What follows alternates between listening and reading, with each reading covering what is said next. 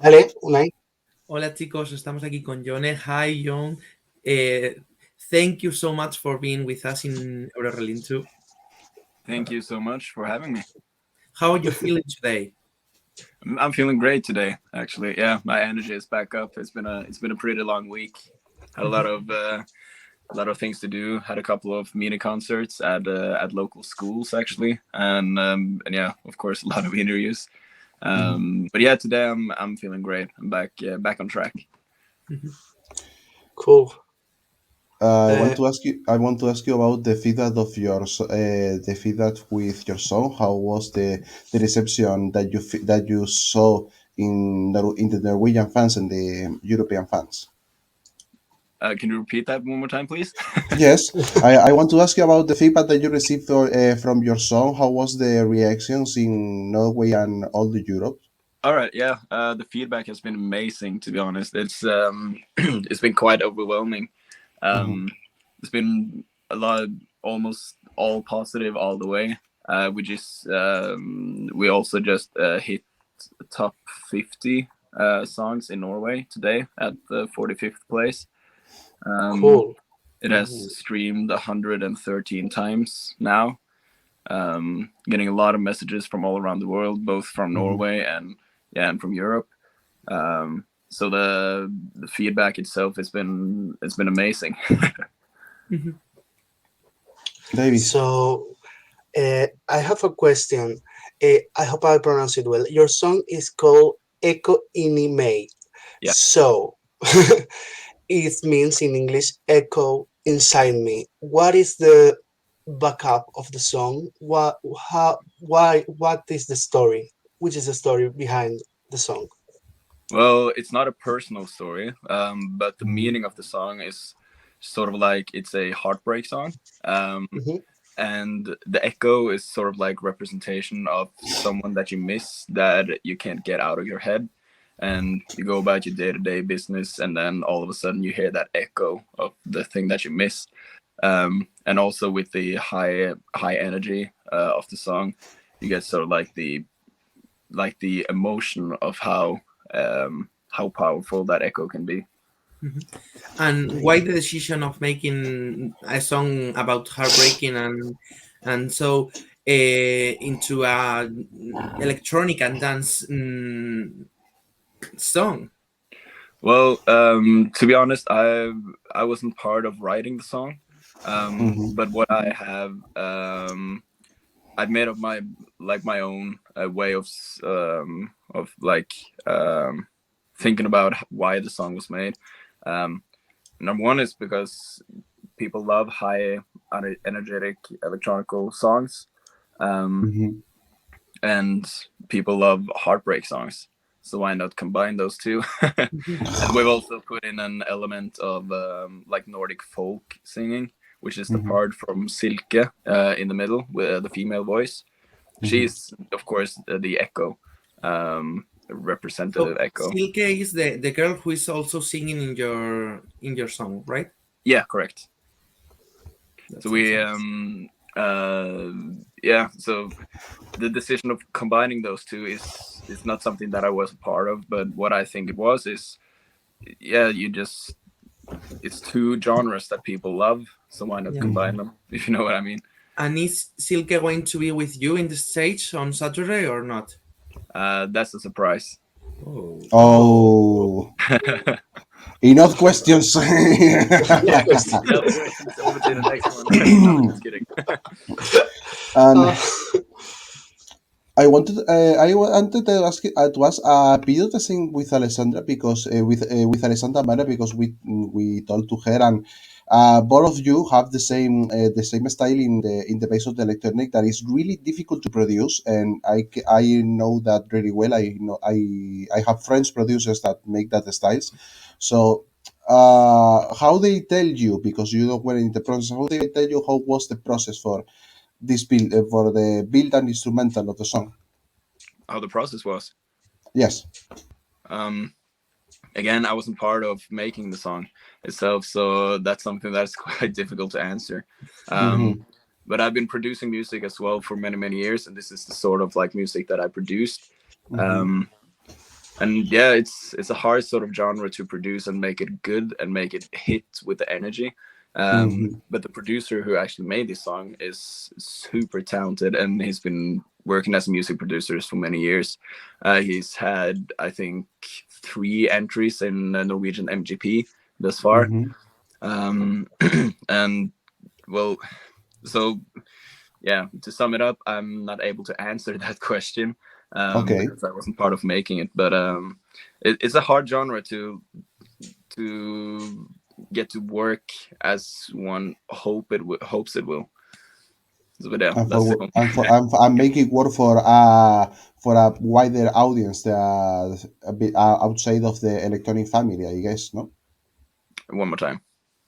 And it's difficult. It's difficult to get it work for a wider audience besides the electronic family or the electronic music fans. I think people have a difficult relationship with that genre. Mm-hmm. But then again, I think it was a smart move to put in the theme of the song with a heartbreak, so that people can actually listen to it and maybe relate more to it. Mm-hmm. And also, I think that for a lot of people, this sort of genre is kind of like a guilty pleasure. Um, and there's a lot of people who doesn't want to admit that, but we can see with Alessandra's song that it worked real well. She got through Yes. to the finals, and it's the same genre. It's sort of like the same way of building the song as well. Mm-hmm. But yeah, I think it's more of like there's a guilty pleasure for people, and there's not many outside of that genre who has traversed through that genre to see what it's actually like. And then I think it's really cool to have this song in MGP because there's a lot of people watching it and people who possibly would have never listened to this genre in the first place. They, So Norway started to participate in Eurovision in 1961. So they have a lot of songs in Eurovision history. So I want to know, what is your favorite Norwegian Eurovision song on all the history of the contest? Um, does it have to be a winner?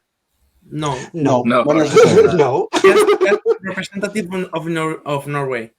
My my favorite Norwegian Eurovision song, I think it has to be um, "Leave the Light On." I think it's called by River from 2021. It didn't win, Mm-hmm. but that's my favorite. And the fun fact about that song is the vocalist is an artist that is assigned to the same record label as me, so he's a buddy of mine. Mm-hmm. But he wasn't a buddy of mine at that point. So, Oh. but that song is a country song, and I really love Mm-hmm. country music as well. And that song really hit me, so I love that one. And if you had to choose a song from Eurovision from any country that you like, which song would you choose? Sechiboni by Måneskin. Oh, Yeah, Måneskin. definitely. Nice. I also like really hard rock style music. Oh Mm-hmm. my God, rock, So country, I have electronic. no clue about what the song is about, or of course I've read into it, but I do not understand anything. But the way the vocalist like performs the song Mm-hmm. is extraordinary, and I love that song. Yeah, So country rock, just listen like every genre of music, or do you? I love all kinds of genres. I love heavy metal. I love punk rock, of course, normal pop music, electronical music. Well, I've been through a lot of genres throughout the years. EDM, of course, yeah, that's electronical, but yeah. Yeah. So But yeah, maybe so the first sort of music that I started listening to was pop punk. are we going to see you in the Cool. MGP another year with another genre or not? Maybe that might happen. We'll see.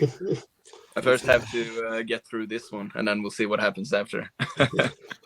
I want to ask you about the staging. What are the ideas that, if you can tell us, of course?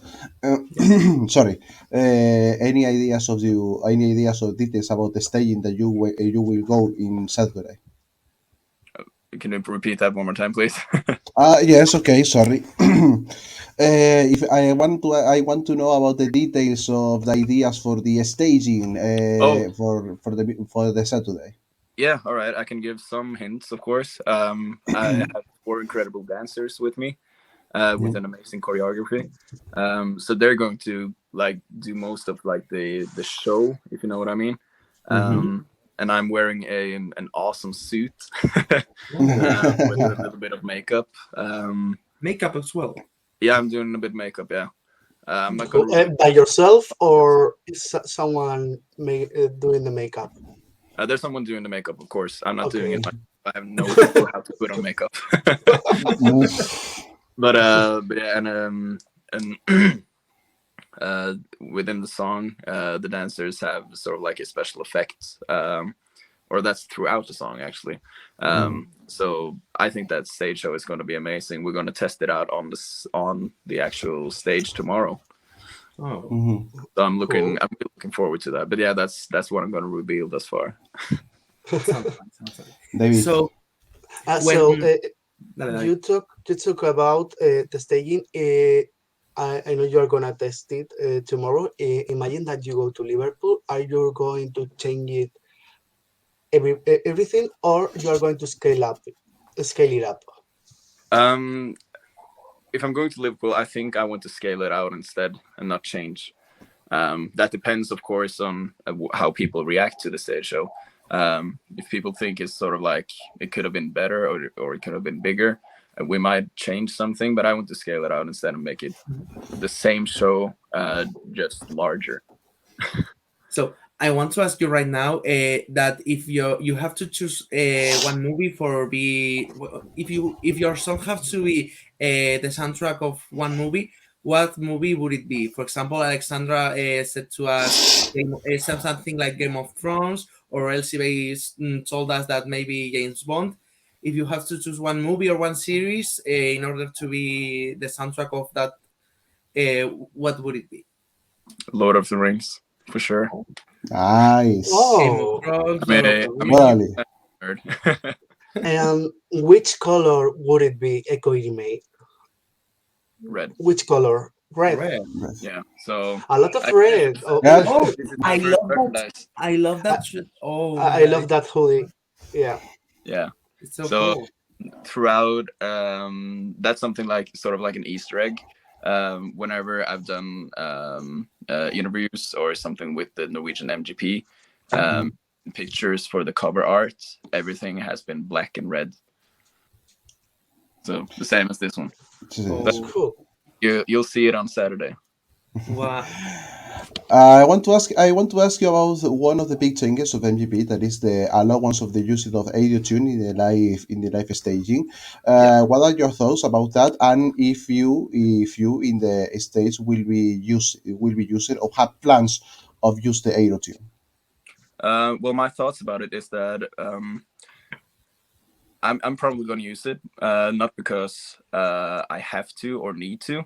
Hmm. I'm a trained vocalist. I've been singing for the last almost 20 years, but I'm going to use it just for the viewer experience Ah, of Hmm. everything. okay. So it won't be an issue to not use it, but I know that most of the other contestants are going to use autotune, Hmm. and then I think it's not like they make magic out of coal, if you know what I mean. Um, Hmm. there's a tiny auto tune that they're going to use. So if you hit the wrong notes, you're going to hear it anyways. It's just helping to like pull it a fraction back to the actual note that you're supposed to hit. Hmm. Um, so my thoughts about it is that in the Norwegian music industry, on live television and everything like that, MGP is the last one of the last live shows that are starting to use it now. So they've been Hmm. held back in many years.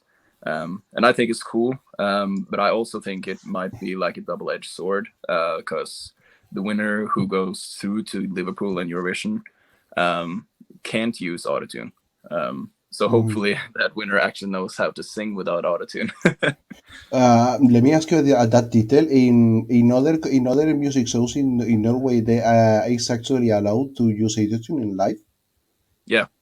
Because in Spain we don't use it in any show at the moment. That's quite curious for me. Yeah. So you're In lagging a bit. Spain, the autotune in the live shows is not that used. Is not used on when someone is singing live in the Hmm. television. They don't use autotune So at that's all. why that's why my curiosity, because not in any program we use this audio live. So So it's lagging really hard. I'm having trouble hearing you. Pero no sé si es por la conexión o por qué. okay, I repeat. My mate is asking because here in Spain on Yeah.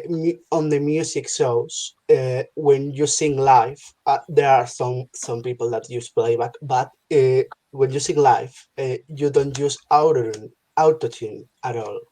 No, when I usually perform live at normal like live shows and concerts, I never use autotune. Um, Okay. Mhm. but just as I said, for the viewer experience, I want to use autotune. I Mm-hmm. think yeah, just as I said, it's not hard autotune at all. Mm-hmm. It's just for just for the viewer experience, and that since there's so many other of the artists who's going to use it, I'm also going to do it. If most of the participants didn't use autotune, I would of course not use it as well. Um, but usually when I sing on my live, not usually all the time when I sing at my concerts and stuff like that, I never use autotune. Mhm. Okay. And about When I the rest of the changes that there are this year, maybe the exception of well, there's not going to be wild card this year, but they're going to be three straight to the finals in each semi-final instead of only one. Hmm. What do you think about those changes that they have made this year? I love those changes because I know from personal experience as well that it got really, really confusing from the last years, um, and that it right now it makes it much more simpler for people to understand why they're voting and what they're voting for. So now you only get one vote per show and per person, yeah. and that makes it like a tougher decision for who the people wants to put through. Um, and since there's three semifinals and three artists who go through, I think it also makes it much more interesting because there's nine participants in the finals and only one that goes through with just the same rules. So I think it's much more simpler for the viewers to understand what they're voting for. But it could be Yeah. so difficult with only one bout, right? Because if you had two or three, maybe you could like both for you twice and for another one time. Yeah. Mm. So that is one thing that I have like it's like sort of like mixed feelings for. But I really love it as well because then people has to really think who they want to put through, Yeah, and I love that idea. but if you, for example, if you are the second favorite for everyone, you are not going to through the finals because anybody's going to vote for you because you only have one vote. Well, and Uh, if that's the case, that's how it's meant to be. but but Jone is going to pass to the final. So No, no, I it was an example. I want you to pass through the final. In any case, greetings for the Norwegian Eurofans. A good luck to do that work. Yeah. Thank you.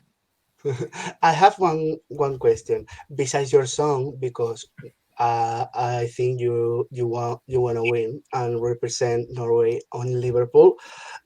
Besides your song, what is your the songs you have listened or the snippets of the third semifinal in this case?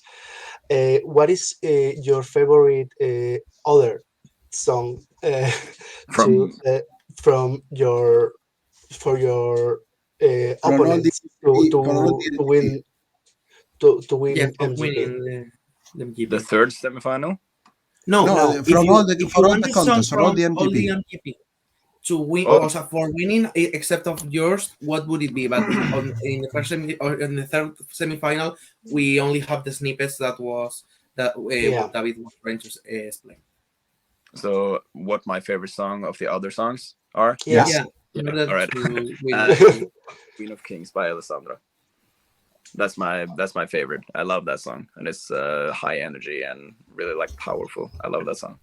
I Yeah. share your taste. Yeah, awesome. Definitely Omar share your really taste. likes that kind of songs. Yep. Yeah. Unai, you have any question?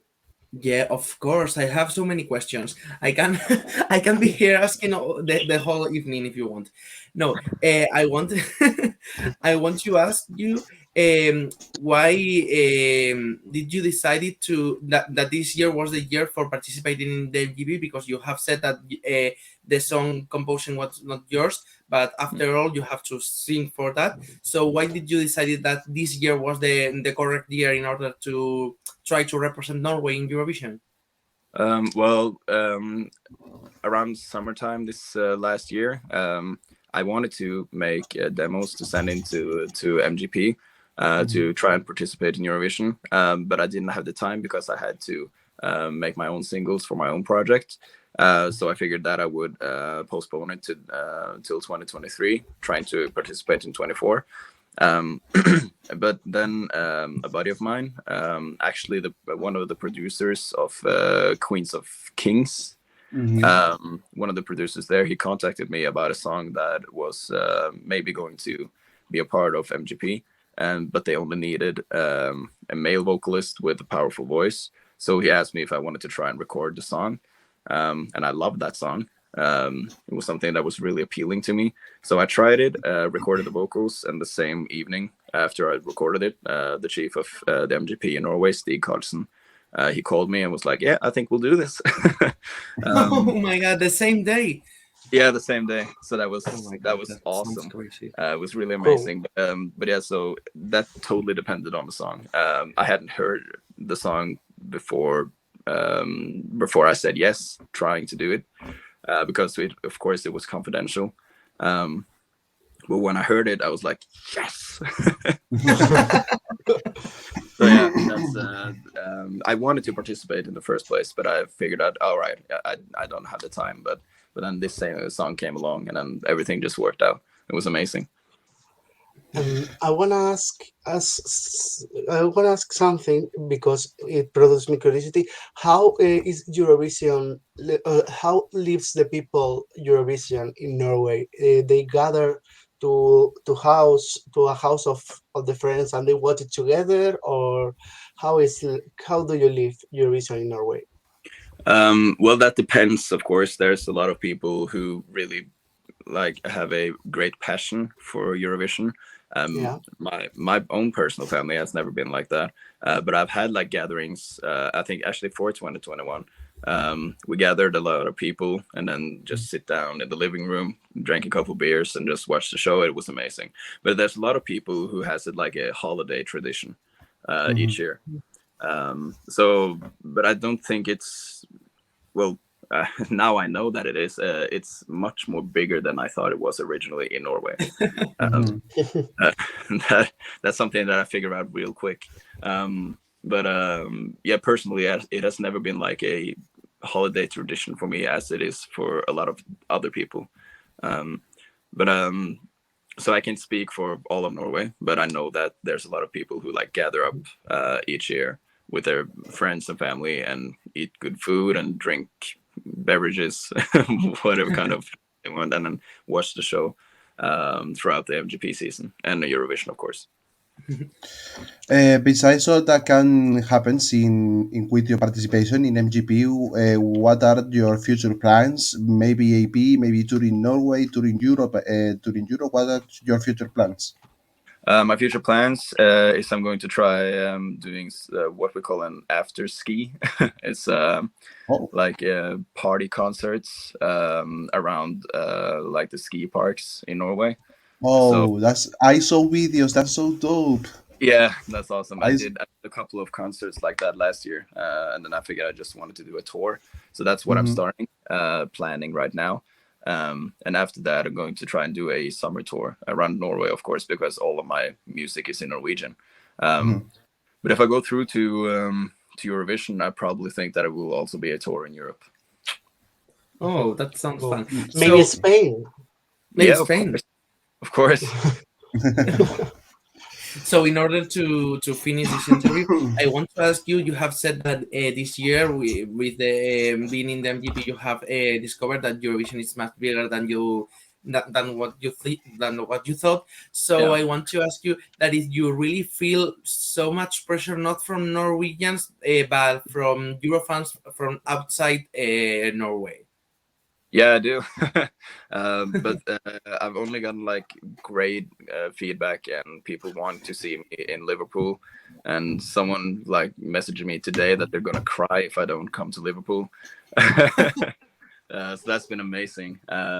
So of course, I don't want to call it pressure, but sort of like motivation more than anything. Because yeah, just as I said, for like 2 weeks ago, I had no idea it was going to be this big. But right now it's been amazing. All the feedback, all the amazing messages, and people contacting me and loving the song and wanting me to go through to Liverpool. Yeah, so more like motivation than pressure. Yeah. Yeah, because I think that it is like a strange feeling that you are like on your own in Norway, and from one week to another, you start receiving messages from people like us from Spain. Yeah. So But that maybe was amazing. That was the funniest part about it all. Seeing all the fans from Europe starting to contact me, and the interviews I've had around Europe. Yeah, Spain a couple of times, I think.